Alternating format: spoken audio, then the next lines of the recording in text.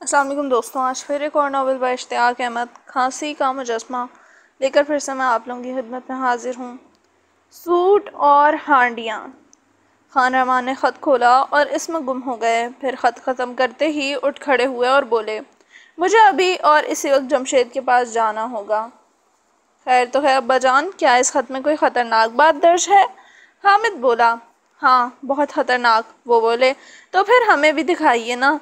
Server ने बेचैन होकर कहा, नहीं, तुम पढ़कर परेशान हो जाओगे। अब तो हम ख़त देख कर ही रहेंगे, वरना परेशानी हमें कहीं का नहीं छोड़ेगी। नाज ने उठते हुए कहा, बेगम इन्हें समझाओ। मैं इन्हें क्या समझाऊंगी, मैं तो खुद ख़त पढ़ने के लिए बेचैन हो चुकी हूँ। शनाज बेगम ने बुरा सा मुँह बनाते हुए कहा, ओह ये तो बहुत बुरा हुआ। इससे तो बेहतर था मैं ख़त पढ़कर जेब में रख लेता और फिर कुछ बताए बगैर घर से निकल जाता। उन्होंने उलझन के आलम में कहा, लेकिन अब तो आप ख़त का जिक्र कर चुके हैं और अंकल जमशेद के यहाँ जाने का भी।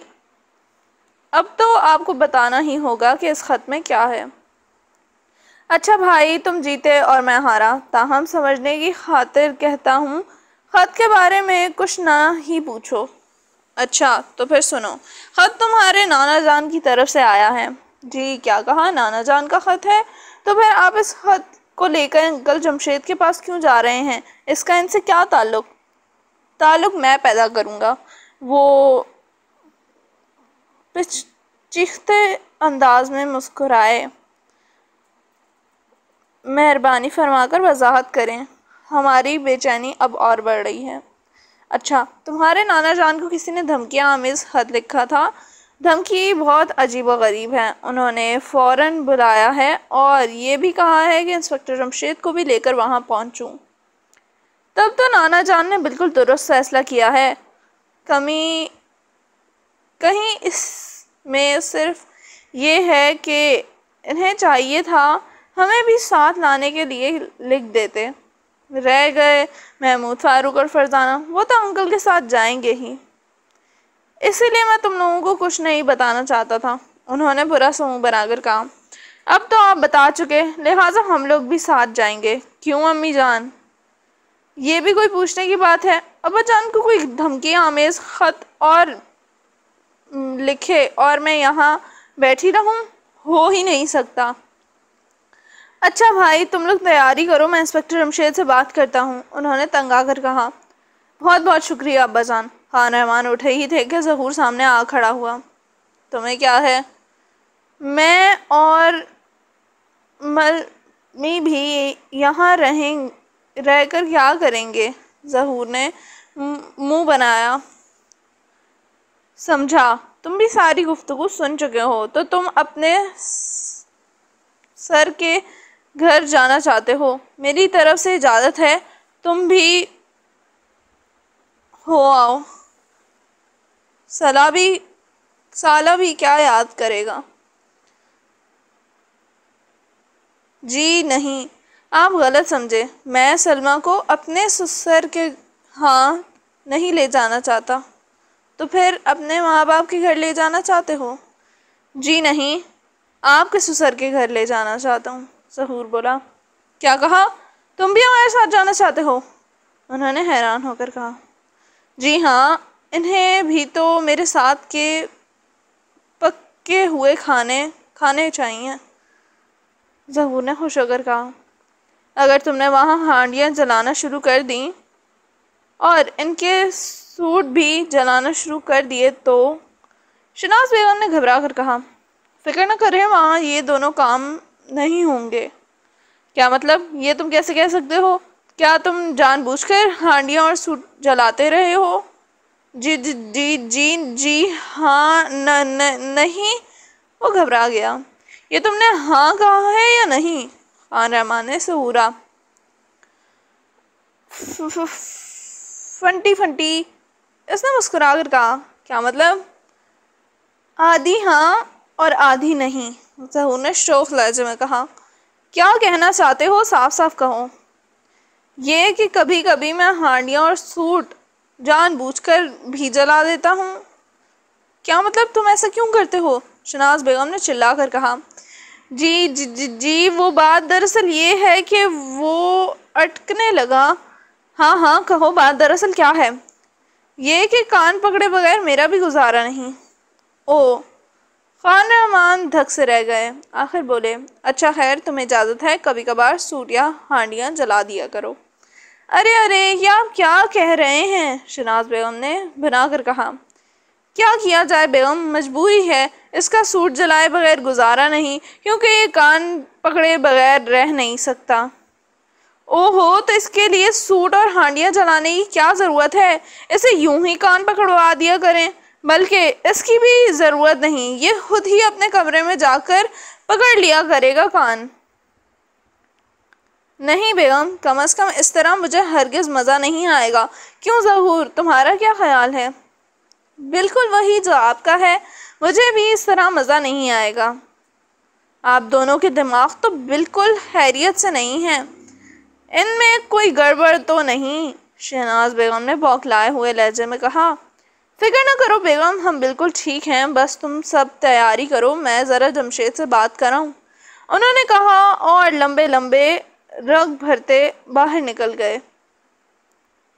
आसमान पर छाए हुए बादल कुछ कह रहे हैं, फारूक ने गुनगुना कर कहा।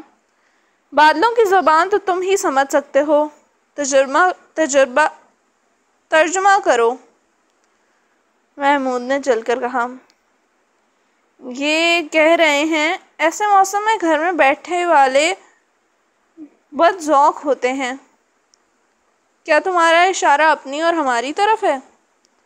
नहीं, तमाम ऐसे लोगों की तरफ जो इतना खूबसूरत मौसम में घरों में रहते हैं। अब्बा जान से बात करो, फरजाना ने मुंह बनाया। डर लगता है। किससे? अब्बा जान से? महमूद ने पूछा। नहीं, अपने आप से। जब भी मैं बाहर निकलने का प्रोग्राम बनाता हूँ, कोई ना कोई गड़बड़ हो जाती है। तो फिर छोड़ो, क्यों प्रोग्राम बनाते हो? मुश्किल तो यही है, प्रोग्राम बनाए बगैर भी चारा नहीं, वरना मौसम क्या कहेगा। ओहो, तो मौसम भी तुमसे बातें करता है? फरजाना के लहजे में हैरत थी। एक मौसम ही क्या, मुझसे तो ना जाने क्या क्या चीज़ें बातें करती रहती हैं। कुछ बताओ भी तो, प्रोग्राम क्या सोचा है? सिर्फ इतना कि कहीं निकल चलें और बस। इस गर्ज नहीं कि कहाँ निकल चलें। इसी वक्त घंटी बजी, वो चौंक उठे। हाँ, ये तो प्रोफेसर अंकल का अंदाज़ है, तो इसमें चौंक पड़ने की क्या ज़रूरत है? उन्होंने हमारे यहाँ आना छोड़ तो नहीं दिया। बेगम जमशेद ने मुस्कुरा कर कहा। मैं दरवाज़ा खोल दूँ पहले? महमूद ने कहा और उठकर दरवाजे की तरफ बढ़ा। जल्द ही वो प्रोफेसर साहब के साथ अंदर आता नज़र आया। अस्सलाम वालेकुम अंकल। वालेकुम अस्सलाम। जमशेद कहाँ है? जी, वो अभी अभी दफ्तर से आए हैं, गुस्ल खाने में हैं। बस आने ही वाले होंगे। खैरियत तो है? हाँ हाँ बिल्कुल खैरियत है, फिक्र ना करो। इसी वक्त इंस्पेक्टर जमशेद सहन में पहुंच गए। अस्सलाम वालेकुम, आज तो कुछ बटना चाहिए, वो बोले। तो बांट दो भाई, रोका किसने है? प्रोफेसर दाऊद ने मुस्कुरा दिए। बांटने का काम भी हो जाएगा, पहले तो आप सुनाइए, हमारी याद किस तरह आ गई? मुझे अभी अभी एक फ़ोन मिला है, उसके मुताबिक तुम लोग कहीं जाने वाले हो। क्या फरमाया? हम कहीं जाने वाले हैं? हाँ, इसने फ़ोन पर यही कहा था। अजीब बात है, इस नामालूम आदमी को ये बात किस तरह मालूम हो गई कि हम लोग कहीं जाने वाले हैं, जबकि हमारा अभी तक ऐसा कोई प्रोग्राम नहीं बना। इंस्पेक्टर जमशेद ने हैरान होकर कहा। ये तो वही बता सकता है। प्रोफेसर दाऊद ने कंधे उचकाए। खैर, आप तशरीफ़ तो रखिए। अगर कोई शख्स ये चाहता है कि हम कहीं बाहर जाने का प्रोग्राम बना लें, तो हम इसकी ख्वाहिश ज़रूर पूरी करेंगे। इंस्पेक्टर जमशेद बोले। या आप क्या कह रहे हैं अब्बा जान? महमूद ने हैरान होकर कहा। वाकई जमशेद, ये तो अक्लमंदी नहीं होगी। इसके जवाब में तो दारुल हुकूमत से कहीं ना जाना अक्लमंदी है। मैं अपने दुश्मनों को मायूस करने का आदी नहीं। वो मुस्कुराए। इसी वक्त दरवाजे की घंटी फिर बजी। वो एक बार फिर चौंक उठे। ओहो, ये तो खान रहमान है। मालूम होता है इन्हें भी कोई फ़ोन मिला है, फरजाना बोली। महमूद, जल्दी दरवाज़ा खोलो, इंस्पेक्टर जमशेद ने बेताब अंदाज में कहा। जल्द ही खान रहमान की सूरत नज़र आई। तो ये अंकल, आपको भी किसी नामालूम आदमी का फ़ोन मिला है? फारूक बोल उठा। नामालूम आदमी का फ़ोन? मैं समझा नहीं। उन्होंने हैरान होकर कहा। ओहो, हमारा ख्याल गलत निकला, आपको फ़ोन नहीं मिला, महमूद ने कहा। बिल्कुल, बात क्या है भाई? प्रोफेसर अंकल अभी अभी आए हैं, इनसे चंद मिनट पहले इन्हें किसी का फ़ोन मिला था कि हम लोग कहीं बाहर जाने वाले हैं। अरे, तो क्या वाकई ये बात है? तुम लोग कहीं जाने के लिए तो तुल चुके हो? खान ने हैरान होकर कहा। जी नहीं, ऐसी कोई बात नहीं। तब फिर मुझे इस फ़ोन करने वाले पर हैरत है। खान बोले। क्या मतलब? इसमें हैरत की क्या बात है? हैरत की बात यह है कि तुम लोगों को वाकई कहीं जाना होगा। हमें कहीं जाना होगा? ये क्या बात हुई? अभी अभी तो आप कह रहे थे कि आपको किसी नामालूम आदमी का फ़ोन नहीं मिला, महमूद बोला। और मैंने ठीक कहा, मुझे किसी नामालूम आदमी का फ़ोन नहीं मिला। अलबत्ता मेरे ससुर ने मुझे ख़त ज़रूर लिखा है। ससुर साहब ने ख़त लिखा है? तो अंकल, इसमें क्या बड़ी बात है? ससुर साहबान तो ख़त लिखा ही करते हैं, फारूक बोला। और इस ख़त में उन्होंने लिखा है कि इन्हें एक अदद धमकी आमेज़ ख़त मिला है। जी, क्या फरमाया? आपके ससुर साहब को किसी ने धमकी आमेज़ ख़त लिखा है? हाँ, इसलिए मैं यहाँ आया हूँ। तुम लोगों को भी अभी और इसी वक्त मेरे साथ चलना होगा, बल्कि मेरे साथ नहीं, हमारे साथ। मेरे घर के सभी अफराद भी चलने के लिए तैयार हैं। ओह, तो ये बात है। तो फिर इस नामालूम आदमी ने फ़ोन पर प्रोफेसर अंकल को गलत इत्तला नहीं दी? हाँ, यही बात है। इंस्पेक्टर रमशेद मुस्कुराए। लेकिन बहुत अजीब है, आखिर वो नामालूम आदमी कौन है? फारूक बोल उठा। और ये क्यों चाहता है कि प्रोफेसर अंकल भी हमारे साथ चले जाएं? अंकल, तजुर्बागाह की हिफाजत के इंतज़ामात तो ठीक ठाक है ना? हाँ, मैंने अपने तौर पर जो इंतज़ामात कर रखे हैं इनसे पूरी तरह मुतमईन हूँ। पुलिस और फ़ौज के पहरे को तो मैंने कायल ही नहीं, और ये बात तो तुम जानते ही हो, उन्होंने जल्दी जल्दी कहा। जी हाँ, एक और अजीब बात ये कि इसे ये बात किस तरह मालूम हो गई? अंकल खान रहमान हमें ले जाने के लिए पहुंचने वाले हैं। ये बात सिर्फ इस तरह मुमकिन है कि या तो वो ख़ुद धमकी आमेज़ ख़त लिखने वाला है या धमकी आमेज़ ख़त लिखने वाले से इसका कोई ताल्लुक़ है। फरजाना ने फ़ौरन कहा। बिल्कुल ठीक फरजाना, मैं तुम्हारे ख़याल से बिल्कुल ताल्लुक़ रखता हूँ, इत्तेफाक करता हूँ, इंस्पेक्टर रमशेद पुरजोश अंदाज में बोले।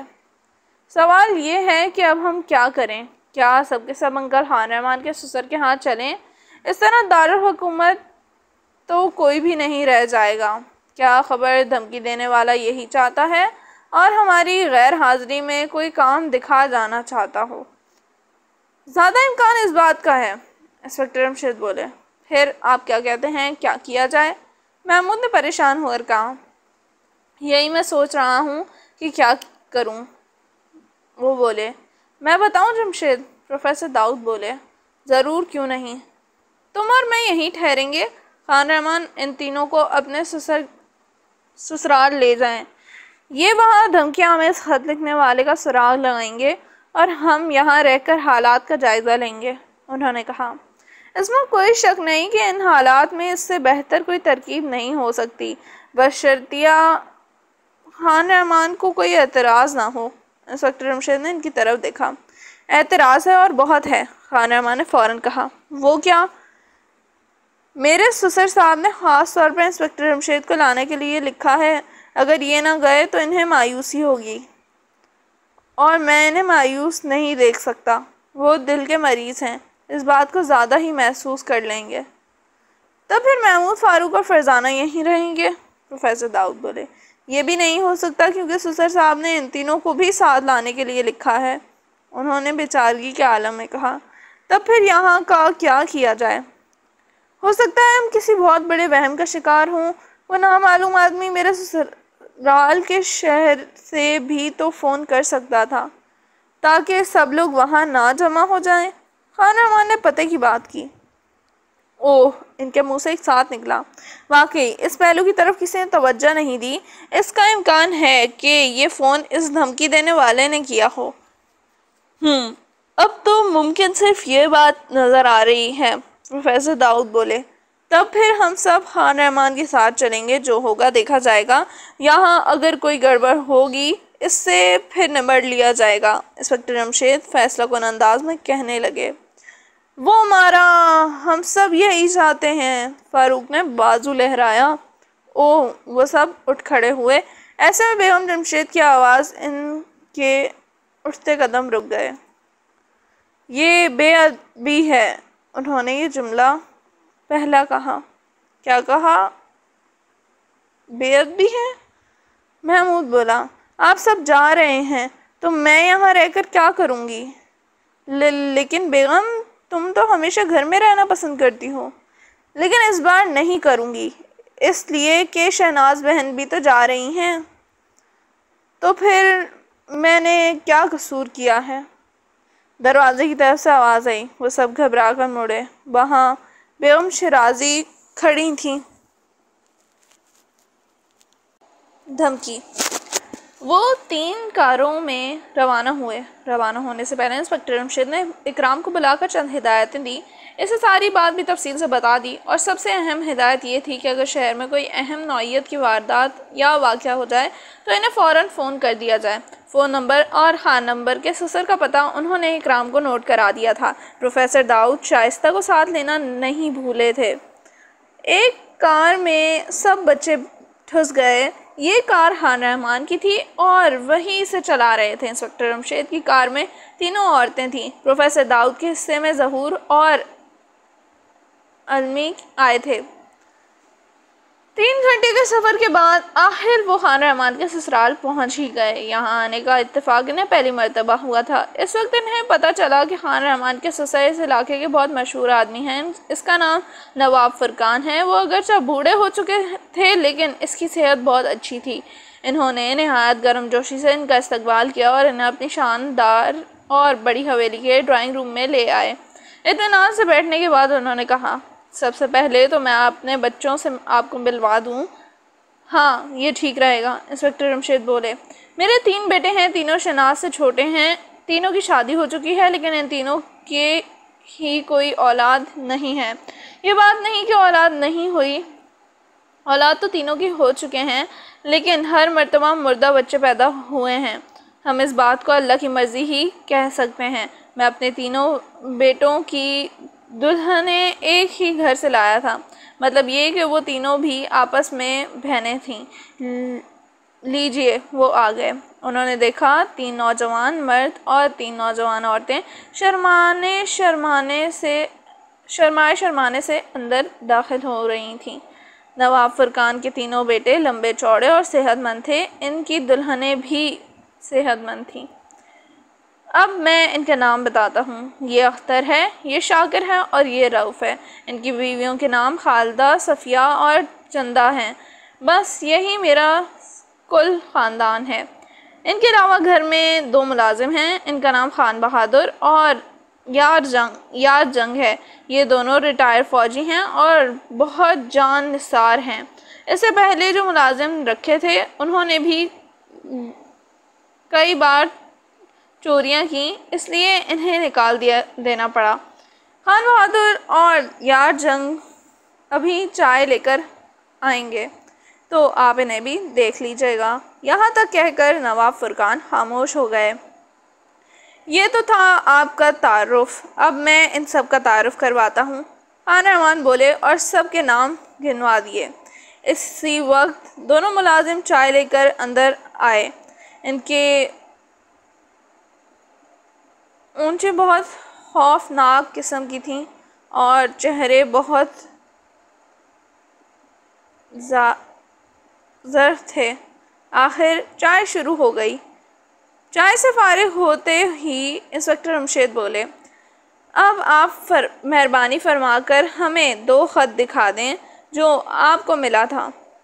खान बहादुर ने वो ख़त, नवाब फुरकान ने कहा, सांवले रंग वाला मुलाजिम कमरे से चला गया। दूसरे का रंग साफ था, गोया वो यार जंग था। क्या दोनों भाई हैं? इंस्पेक्टर जमशेद ने पूछा। कौन? नवाब फुरकान ने हकला कर पूछा। यही दोनों मुलाजिम। आपने ये किस तरह जान लिया? इनकी शक्ल सूरत का बिल्कुल मुख्तलिफ है। हाँ, शक्ल सूरत और रंगत इनकी ज़रूर मुख्तलिफ है, कद कामात में भी फ़र्क है, लेकिन इनकी चाल ढाल बिल्कुल एक जैसी है। आपका अंदाज़ा बिल्कुल दुरुस्त है, ये दोनों सगे भाई हैं और ये बात पहली मर्तबा आपने महसूस की है। आज से पहले कोई ये बात महसूस नहीं कर सका। नवाब फुरकान के लहजे में हैरत थी। यार जंग भी कम हैरान नहीं था। तो ये दोनों फ़ौज में थे? जी, यार जंग बोला। और रिटायरमेंट के बाद तुमने और किस जगह मुलाजमत की? जी, बस सीधे यहीं आ गए थे और इत्तेफाक की बात यह है कि मुलाजमत भी फ़ौरन ही मिल गई थी। इसी वक्त कदमों की आवाज़ सुनाई दी गई। खान बहादुर अंदर दाखिल हुआ। इसके हाथ में एक लिफाफा था। यह अच्छी बात है कि आपने लिफाफा ज़ाया नहीं किया, इंस्पेक्टर जमशेद ने खुश होकर कहा। खान बहादुर ने लिफाफा लाकर नवाब फुरकान के हाथ में रख दिया। उन्होंने इसमें से ख़त निकाला और बुलंद आवाज़ में पढ़ना शुरू किया। डियर नवाब फुरकान, तुम इस वक्त 90 साल की ज़िंदगी गुजार रहे हो और अभी तक पूरी तरह सेहतमंद चले आ रहे हो। यूँ लगता है जैसे अभी तुम्हारा मरने का कोई प्रोग्राम नहीं। मेहरबानी फरमाकर या तो जल्द अज जल्द मर जाओ, और अगर मरने का इरादा नहीं है तो फिर अपना सब कुछ बेटों को सौंप कर हज करने चले जाओ, और हाँ, वहाँ से वापस ना आना। अल्लाह के घर में बैठकर अल्लाह अल्लाह करते ज़िंदगी के बाकी दिन पूरे कर लो। माहाना खर्च तुम्हें यहाँ से मिलता रहेगा। अगर तुमने मेरी इस तजवीज़ पर अमल ना किया तो तुम्हें मौत की घाट उतारने में देर नहीं लगाऊंगा। लोग इन दिनों हज की दरख्वास्तें दे रहे हैं। दरख्वास्तें देने की आखिरी तारीख़ इस माह की आखिरी तारीख़ है। अगर आखिरी तारीख तक भी तुमने दरख्वास्त ना दी तो दूसरे दिन तुम्हारा काम तमाम कर दिया जाएगा। दुनिया की कोई ताकत तुम्हें नहीं बचा सकेगी। अगर ज़िंदगी चाहते हो और कुदरती मौत मरना मंजूर है तो फ़ौरन हज की दरख्वास्त दे दो। इस इलाके से बहुत कम लोगों ने दरख्वास्तें दी हैं, लिहाजा तुम्हारी दरख्वास्त हर हाल में मंजूर हो जाएगी। बस फिर तुम लौट कर ना आना, यही मेरी आरज़ू है, यही है तमन्ना। वहाँ तुम आसानी से शहरियत हासिल कर लोगे। तुम्हारे कई मगरबी दोस्त वहाँ मौजूद हैं और वो बड़े बड़े ओहदों पर लगे हुए हैं। इनके ज़रिए तुम ठेके भी हासिल किए थे। इस धमकी को मज़ाक ख्याल ना करना। मैं तुम्हारा जानी दुश्मन हूँ और अब मज़ीद इस सरज़मीन पर तुम्हारा वजूद बर्दाश्त नहीं कर सकता। ये सोचने और दिमाग को परेशान करने की भी ज़रूरत नहीं कि मैं कौन हूँ। तुम ज़िंदगी के आखिरी सांस तक भी सोचते रहोगे तब भी नहीं जान सकोगे कि मैं कौन हूँ। ना ही पुलिस या किसी दूसरे सुराग रसां को बुलाने को कोशिश करना।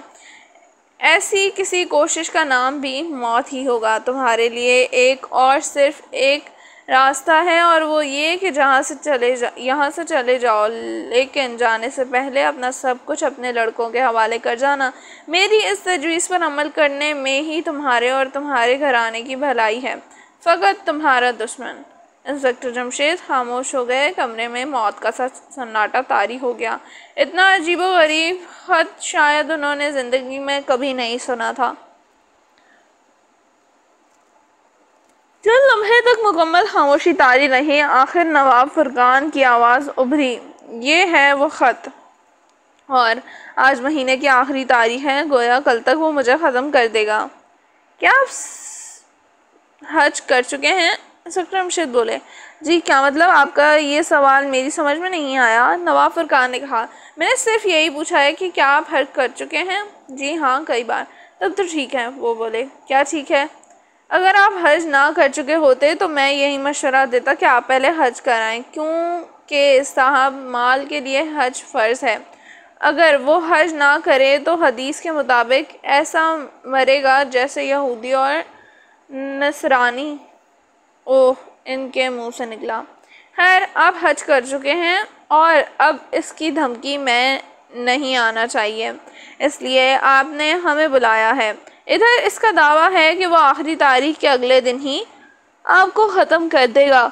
इसे मालूम हो ही चुका होगा कि आपने दरख्वास्त नहीं दी, लिहाजा हमें इसकी धमकी पर गौर करना पड़ेगा और बहुत संजीदगी से गौर करना पड़ेगा। सबसे पहले तो ये बताएं कि यहाँ आपका दुश्मन कौन है। कोई भी नहीं, वो बोले। क्या आपको अच्छी तरह यकीन है कि आपका कोई दुश्मन नहीं? जी हाँ, बिल्कुल नहीं। मैंने आज तक किसी से कोई बुराई नहीं की। दुश्मन सिर्फ बुराई करने से नहीं पैदा हो जाते, हसद की वजह से भी हो सकते हैं।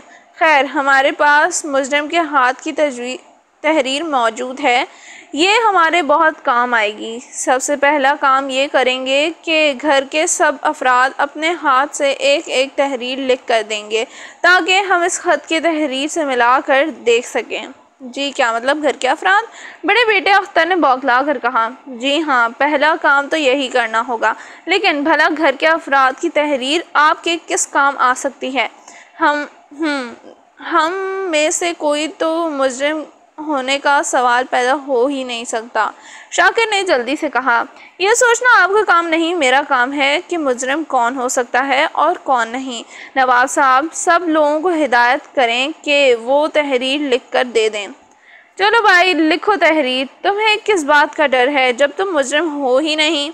हाँ, और क्या, रऊफ़ ने फ़ौरन कहा। और नवाब फरमान साहब, माफ़ कीजिएगा, आप भी अपने हाथ की तहरीर दे देंगे? क्या कहा? मैं भी तहरीर लिख दूँ? नवाब फरमान का मारे हैरत के बुरा हाल था। जी हाँ, बहुत ज़रूरी है।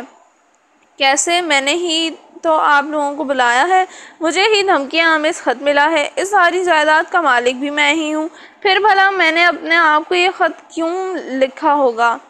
ये तो आपने बहुत ही अजीब बात कर दी। नवाब फरमान जल्दी जल्दी बोले। ऐसी अजीब बातें कहने के हम आदी हैं जनाब। फारूक ने मुँह बनाया। खान रहमान, ये सब क्या है?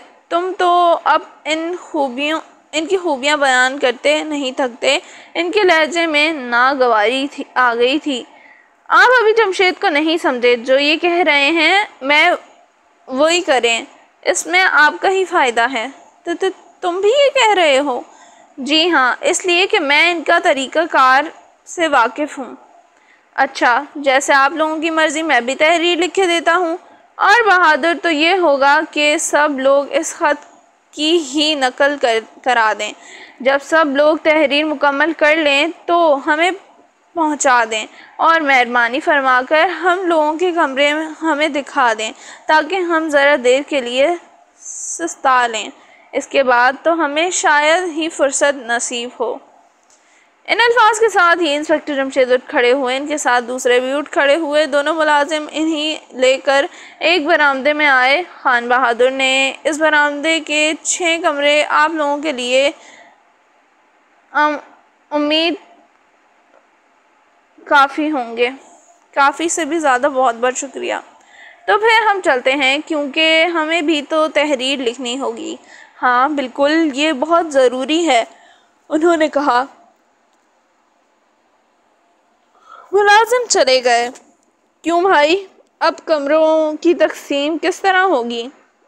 बच्चा पार्टी एक कमरे में, ख़वातीन पार्टी दूसरे कमरे में और मर्द हजरात तीसरे कमरे में। फारूक ने गोया ऐलान किया और वो मुस्कुराते हुए 3 कमरों में दाखिल हो गए। फिर महमूद की बुलंद आवाज़ कानों से टकराई। अरे ये क्या? इंस्पेक्टर जमशेद तेज़ी से अपने कमरे से निकले और इनके कमरे में दाखिल हो गए। खान रहमान और प्रोफेसर दाऊद ने भी इनका साथ दिया। ख़वातीन भी वहीं आ गईं। इन सब ने देखा कमरे के अंदर पीछे एक बिस्तर की सफ़ेद चादर में एक खंजर दस्ते तक धंसा हुआ था और इसमें एक तय किया हुआ कागज़ प्रो कर दिया गया था। खान रहमान ने जल्दी से खंजर की तरफ हाथ बढ़ाया ही था कि इंस्पेक्टर जमशेद बोल पड़े। नहीं खान रहमान, तुम ऐसा हाथ नहीं लगाओगे। खान रहमान ठिठक कर रुक गए। इंस्पेक्टर जमशेद ने रुमाल की मदद से खंजर बिस्तर से निकाला और कागज़ इससे अलग कर लिया। इसे खोला तो एक मुख्तसर तहरीर नज़र आई। पहला वार।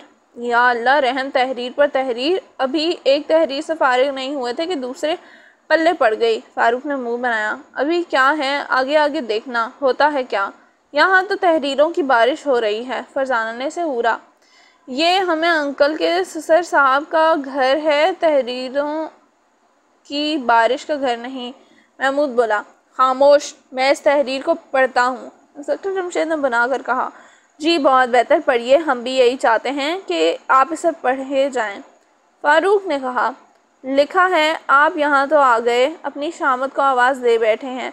बेहतर तो यही होगा कि मेरा ये ख़त मिलते ही आप यहाँ से लौट जाएं, वरना आप लोगों का अंजाम भी नवाब फुरकान के साथ ही होगा। अगर आप चले गए तो वार सिर्फ नवाब फुरकान पर होगा। यहाँ तक पढ़ गए इंस्पेक्टर जमशेद खामोश हो गए। बस भाई, इस तहरीर के यही अल्फाज हैं, इन अल्फाज की रोशनी में तो हमें यहाँ से चल देना चाहिए। फारूक ने फ़ौरन कहा, ऐसा सिर्फ बुज़दिल सोच सकते हैं। महमूद ने जल बनकर कहा, तुम्हें भी इजाज़त है। फारूक मुस्कुराया, यार खामोश रहो, मौत हमारे सरों पर मंडला रही है और तुम्हें बातें बिगाड़ने की सूझी हुई है। इंस्पेक्टर जमशेद ने बना कर कहा, इससे तो बेहतर था मैं और सलमा अपने घर में ही रहते। ज़हूर ने घबरा कर कहा और वो हंस दिए। महमूद ने फ़ौरन कहा, आप जाना चाहें तो इस वक्त भी जा सकते हैं, हमें कोई एतराज़ नहीं। नहीं भाई, अब दोनों को भी अब इन दिनों को भी यहीं रहना होगा। खान रहमान बोले, अरे बाप रे, और अगर तुमने जाने की बात की तो 2 घंटे तक कान पकड़वाऊंगा। मारे गए फिर तो। ज़हूर ने काम कर कहा, इस रके का इस हवेली में मिलने का तो एक ही मतलब हो सकता है कि वो ये कि मुजरिम हवेली के अंदर ही मौजूद है। दूसरा नतीजा ये भी निकाला जा सकता है कि अगर वो कोई बाहर का आदमी भी है तो फिर घर का कोई मुलाजिम इसके साथ मिला हुआ है। लेकिन घर में सिर्फ 2 मुलाजिम हैं, दोनों रिटायर्ड फ़ौजी हैं और इन पर शक करना भी मुश्किल है। खैर, हम इस पहलू से भी जायज़ा लेंगे। पहले हम ये तो गौर कर लें कि हवेली में मुजरिम कौन हो सकता है। 3 बेटियों में से एक बेटा या फिर 3 औरतों में से एक औरत।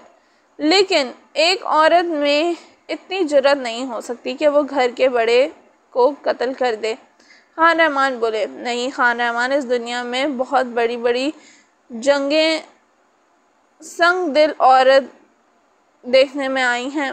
खैर, इनमें से कोई मुजरिम हो सकता है, ये मैं मान लेता हूँ। अब सवाल ये है कि हम इसे किस तरह तलाश करेंगे। पहले तो हमें ये देखना है कि खतूत की तहरीर एक जैसी है भी या नहीं। इंस्पेक्टर जमशेद बोले, फिर उन्होंने दोनों तहरीरें साथ मिलाकर रखी। फ़ौरन ही मालूम हो गया कि दोनों तहरीरों एक ही हाथ की हैं। इन हालात में तो कातिल को पकड़ना ज़रा भी मुश्किल नहीं होगा।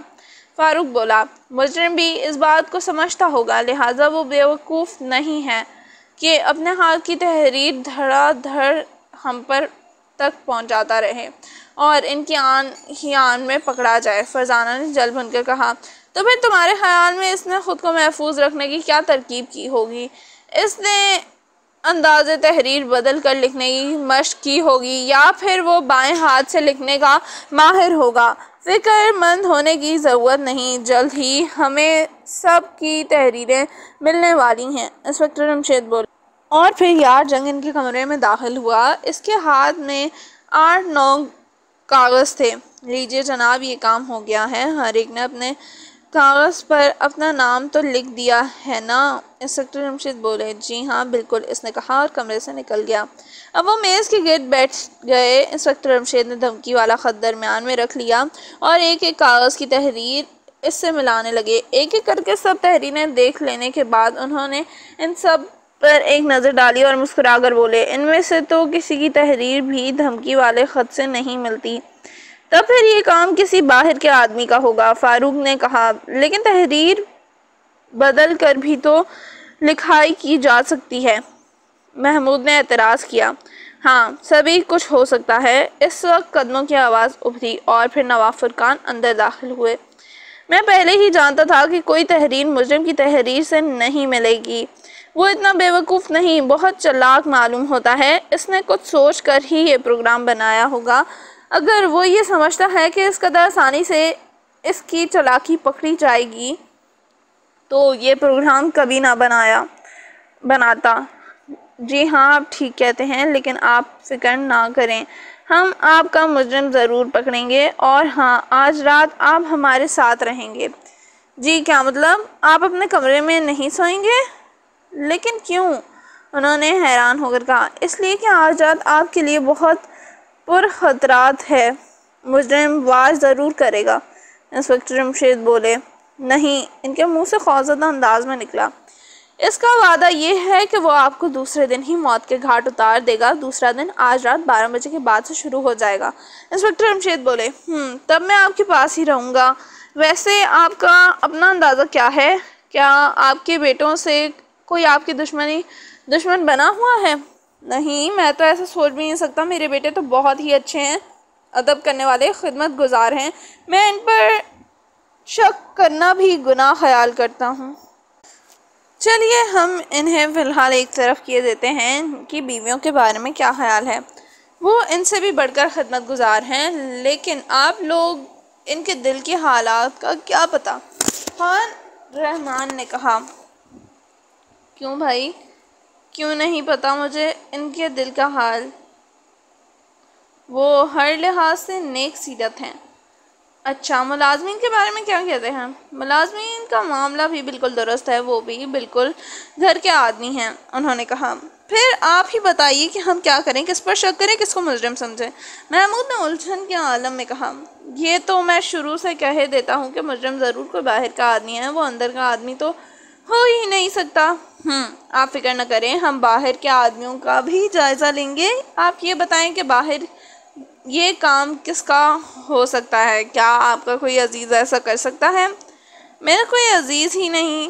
आपके बेटों और बीवियों का कोई रिश्तेदार? इन तीनों का सिर्फ एक भाई है, अदनान काकी। इसे भला मुझसे क्या दुश्मनी हो सकती है? वो भी एक बहुत अच्छा आदमी है। मुश्किल तो ये है कि यहाँ सबके सभी अच्छे आदमी हैं। फारूक ने मुंह बनाया। ये अदनान काकी साहब क्या करते हैं? ठेकेदार हैं, सड़कें वगैरह बनवाते हैं, हुकूमत के ठेकेदार मिल जाते हैं। गोया इनका भी इस मामले में कोई ताल्लुक़ नहीं और कोई अजीज़ नहीं। इन बच्चों के माँ बाप पहले ही फौत हो चुके हैं। शहर में कोई ऐसा शख्स जिसे आपसे अल्लाह वास्ते का बैर हो? नहीं, कोई ऐसा शख्स भी नहीं। तब फिर जनाब माफ़ कीजिएगा, ये काम घर के ही किसी आदमी का है।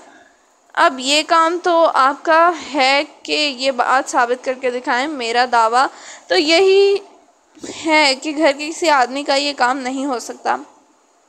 अब्बाजान, हमने शायद अब तक ये एक दूसरे पहलू पर गौर नहीं किया, और वो ये कि ज़रूरी नहीं कि ये किसी दुश्मन का काम हो सकता है मुजरिम इसे दुश्मन का मामला ज़ाहिर करना चाहते हो और दरअसल कुछ और हो। फरजाना ने सोच में गुम अंदाज में कहा। तुम्हारी बात में वज़न है। अब हमें इस मामले का हर पहलू से जायज़ा लेना है। आखिरी कोई तो है जिसने धमकियां में इस ख़त लिखा है। सिर्फ यही नहीं, बल्कि इसने एक ख़त हमें भी लिख मारा और खंजर के ज़रिए ख़त को हम तक पहुंचाया। अगर कोई हवेली में मौजूद नहीं तो इसने ये दूसरा ख़त हमारे तक किस तरह पहुंचा दिया? ओहो, एक और ख़ास बात, अगर वो बाहर का आदमी है तो इसे ये किस तरह मालूम हो गया? क्या आप लोग हमारे कौन से कमरे देंगे? इंस्पेक्टर जमशेद ने बौखलाए हुए अंदाज में कहा। उफ, अब तो यही कहना पड़ेगा कि ये काम किसी घर के आदमी का ही है, या फिर दोनों मुलाजमों में से किसी एक मुलाजिम साथ मिला हुआ है और वही इस ख़त को बिस्तर पर रख गया होगा। मैं सोच भी नहीं सकता, लेकिन आप लोगों की बातें मुझे सोचने पर मजबूर कर रही हैं कि खान बहादुर और यार जंग ही से कोई मुजरिम के साथ मिला हुआ है। नवाब फरकान ने जल्दी कहा। मेहरबानी फरमाकर इन दोनों को बुला लें, मैं इनसे सवालात करूँगा। इंस्पेक्टर जमशेद ने कहा। अच्छी बात है, उन्होंने कहा और मसरी के पाए में लगा बटन दबा दिया। जल्द ही यार जंग अंदर दाखिल हुआ। जी फरमाइए भाई, ज़रा खान बहादुर को भी बुला लाओ। जी बहुत बेहतर, इसने कहा और चला गया। जल्द ही दोनों फिर कमरे में दाखिल हुए। इंस्पेक्टर जमशेद साहब, तुम दोनों से कुछ पूछना चाहते हैं। नवाब फरकान बोले। ज़रूर पूछिए जनाब। खान बहादुर ने कहा। हमें इस कमरे में एक ख़त मिला है। कोई ख़त खंजर पर रख कर मिस्री में गाड़ गया था। हमें कौन से कमरे दिए जाने हैं ये सिर्फ आप दोनों को पता है। किसी बाहर के आदमी को ये बात मालूम नहीं हो सकती, क्यों? ठीक है ना? पहले आप बात मुकम्मल कर लें, फिर हम जवाब देंगे। यार जंग ने परेशान होकर कहा। शायद वो समझ गया था कि इंस्पेक्टर जमशेद इन्हें किस बात की तरफ ले जा रहे हैं। ठीक है, मैं बात ज़रूर मुकम्मल करूँगा। सुनिए, मेरा ख्याल ये है कि धमकी आमेज़ ख़त लिखने वाला घर का ही आदमी है, और अगर वो घर का ही आदमी नहीं तो फिर आप दोनों में से किसी एक का इससे ज़रूर ताल्लुक़ है, वरना वो दूसरा ख़त यहाँ तक और इस अंदाज में किस तरह पहुँचा सकता था? क्या आप जवाब दे सकते हैं? जी हाँ, क्यों नहीं, इसमें कोई शक नहीं कि वो कोई बाहर का आदमी हो सकता है, लेकिन हमारी मदद के बगैर भी तो वो इस ख़त को इस कमरे तक पहुंचा ही सकता था। खान बहादुर ने पुरसुकून अंदाज में कहा। वो कैसे? महमूद के लहजे में हैरत थी। वो इस तरह की रात यहाँ 2-3 मुलाकाती आए थे। इस वक्त हम आप लोगों के लिए कमरे ठीक कर रहे थे।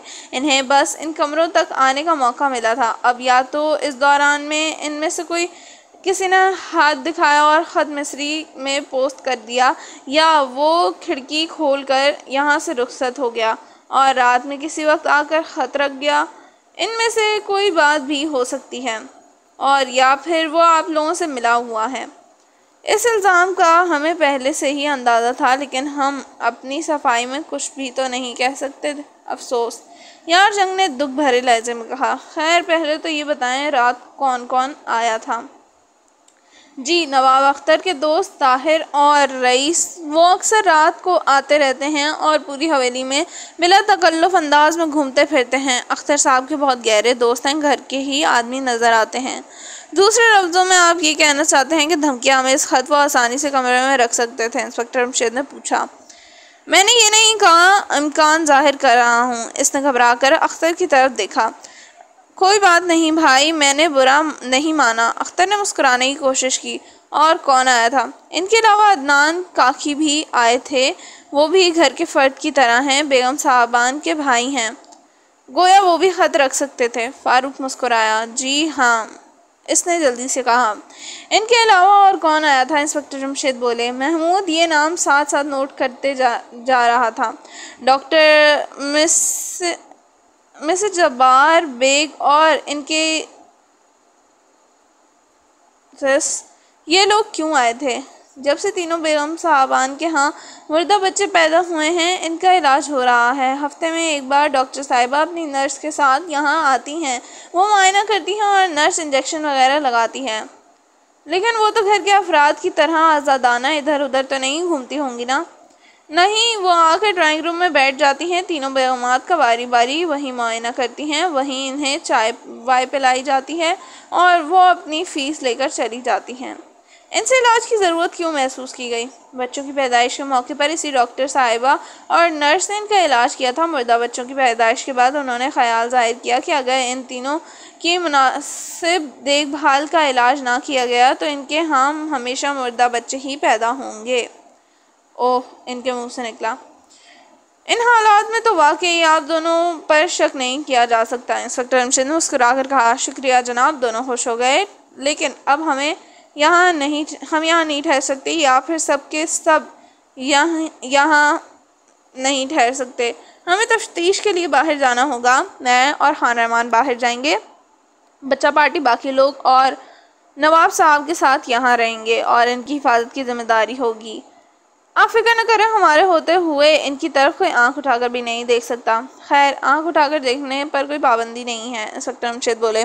शुक्रिया अब्बाजान, इस सूरत में हम मजबूरी से कह देंगे। तुम नवाब साहब की तरफ आंख उठाकर तो ज़रूर देख सकते हो, इससे ज़्यादा कुछ नहीं कर सकते। नवाब फुरकान बेसाख्ता मुस्कुरा दिए। इंस्पेक्टर जमशेद खान रहमान को साथ लेकर निकल गए और इधर उन्होंने कमरे का दरवाज़ा बंद कर दिया। क्यों भाई, दरवाज़ा बंद क्यों कर दिया? नवाब साहब बोले। आपके अलावा हमें हर शख्स आपका दुश्मन नज़र आ रहा है। महमूद बोला। क्या मतलब? आप और सिर्फ आप हमारे साथ इस कमरे में बंद रहेंगे, बाकी सब लोग अपने अपने कमरों में रहेंगे, यहाँ तक कि अब्बाजान और अंकल खान रहमान वापस नहीं आ जाते। या आप क्या कह रहे हैं कि मेरे अलावा और हर शख्स मेरा दुश्मन नज़र आ रहा है आपको? हाँ, कम से कम आप अपने दुश्मन नज़र आ रहे हैं, नहीं आ रहे। फारूक मुस्कुराया। लेकिन मैं कहता हूँ मेरे घर का कोई फ़र्द मेरा दुश्मन नहीं है, ना होगा, लेकिन हम ऐसा नहीं सोच सकते। इस वजह ये है कि हमारा उसूल ही नहीं है। अच्छी बात है, मैं आप लोगों के साथ इस कमरे में बंद रहना मंजूर किए लेता हूँ, लेकिन भाई वक्त गुजारी का कोई सामान भी तो होना चाहिए। उन्होंने परेशान होकर कहा। फिक्र ना करें, ये हम पर छोड़ दें, वो सामान करेंगे कि क्या बताएं। लेकिन इससे पहले आप घर के बाकी अफराद को एक हिदायत दे दें। महमूद ने कुछ सोच कर कहा। और वो क्या? उन्होंने जल्दी से पूछा। ये कि सब लोग अपने अपने कमरे में रहें, बाहर निकलने की कोई भी कोशिश ना करे। इसके 2 फ़ायदे होंगे। कौन से 2 फ़ायदे? नवाब फुरकान ने हैरान होकर पूछा। एक तो ये कि मुजरिम कोई बाहर का आदमी है, तो जब वो आएगा तो घर का कोई आदमी इसकी लिपट में आने से महफूज रहेगा। दूसरा ये कि वो घर का ही कोई आदमी हुआ तो बाहर निकलने पर हमसे जवाब तलबी कर सकेंगे और वो कोई जवाब नहीं देगा। इस तरह इसका जुर्म साबित हो जाएगा। बात तो ठीक है, खैर मैं अभी कह देता हूँ, उन्होंने कहा और एक बार फिर घंटी बजाई। जल्द ही बाहर से आवाज़ आई गई। मैं बाहर हाजिर हूँ जनाब।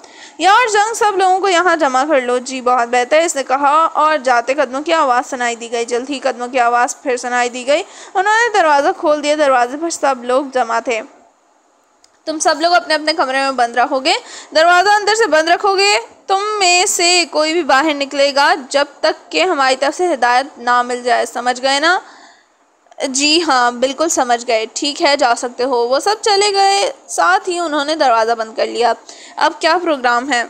अब हमें सिर्फ वक्त गुजारना है। 12 बजे से पहले तो मुजरिम के आने का वक्त भी नहीं हो सकता। और 12 बजने के बाद हमें क्या करना होगा? नवाब फुरकान ने फिक्रमंद अंदाज में कहा।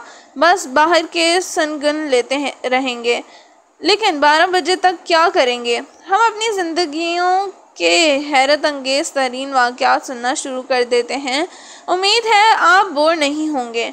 जी बहुत खूब, बहुत अच्छा प्रोग्राम रहेगा, उन्होंने खुश होकर कहा। उन्होंने बारी बारी अपनी ज़िंदगी के हैरत अंगेज़ वाक़यात को सुनाना शुरू किया। नवाब फुरकान तो महू होकर रह गए और पता भी ना चला कब 12 बज गए। उन्होंने तो होश इस वक्त आया जब कमरे के अंदर पेट्रोल की बू महसूस हुई और फर्श पर पेट्रोल की तय भरती नजर आने लगी। वो बौखला कर उठ खड़े हुए। दुश्मन अपना प्रोग्राम शुरू कर चुका था। इसने पहला वार कर दिया था।